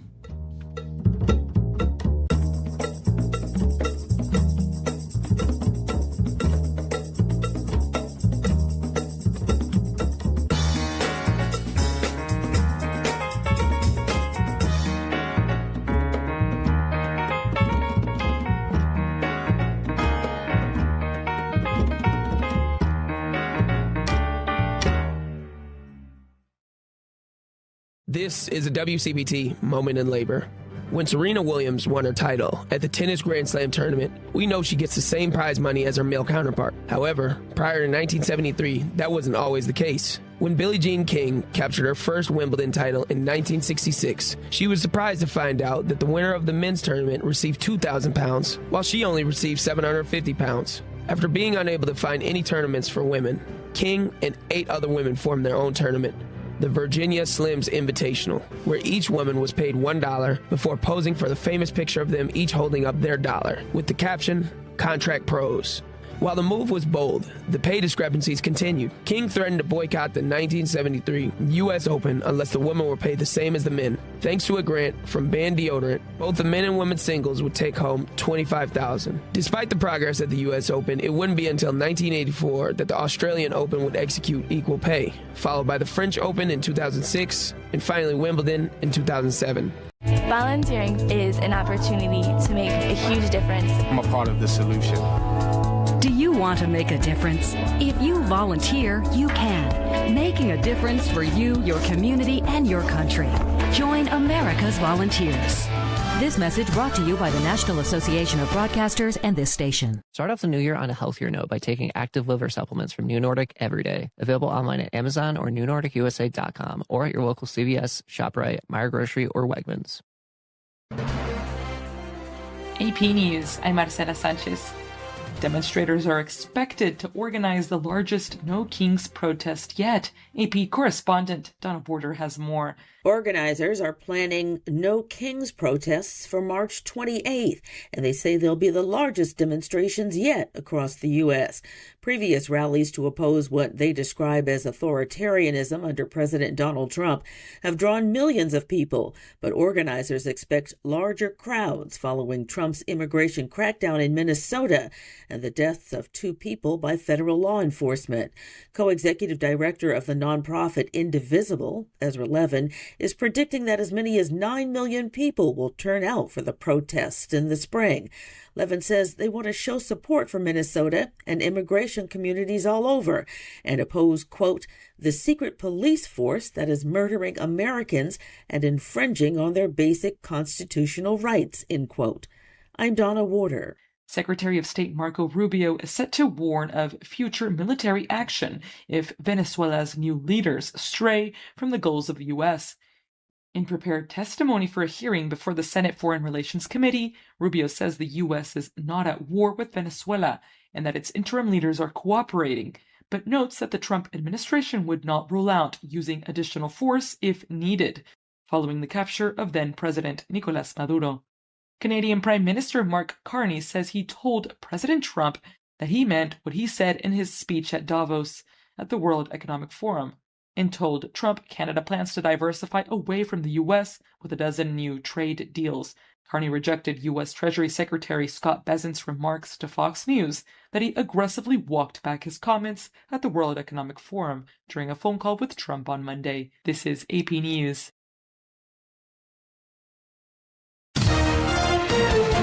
AP Sports, I'm Gethin Coolbaugh. Third-ranked Michigan ended number 5 Nebraska's 24-game winning streak with a 75-72 victory for Coach Dusty May's team. I thought the last 5 minutes of the game, we were determined to find a way. NBA, the Pistons edged the Nuggets 109-107 after 2 late Tobias Harris free throws. Jessica Pegula defeated fellow American Amanda Anisimova to reach the Australian Open semifinals. Carlos Alcaraz also advanced. Detroit's Patrick Kane tied Mike Modell Giordano as the highest-scoring U.S.-born player in NHL history. Six-time Super Bowl winning coach Bill Belichick was not voted into the Pro Football Hall of Fame in his first year of eligibility per ESPN. The Bills promoted OC Joe Brady to head coach, and QB Darian Mensah is joining CFP runner-up Miami after his transfer settlement with Duke. Gethin Kulba, AP Sports. And I'm Marcela Sanchez, AP News. This is 820 AM, WCPT Willow Springs, and streaming worldwide at WCPT820.com. We are Chicago's progressive talk, where facts matter. Now, your WCPT 820 weather update. From the Weatherology Weather Center, I'm meteorologist Jennifer Wojcicki. We'll see mostly sunny skies here for today with a high into the mid-teens. Winds out of the west around 10 to 15 miles per hour, gusting as high as 25. Tonight, mostly clear with a low near 1 above. Thursday, we'll see some sunshine, a high of 15 degrees. And Friday, a chance for some snow, cloudy high around 17. Saturday, slight chance for snow, high of 22. That's your latest Chicago weather update. Currently, it's 1 above.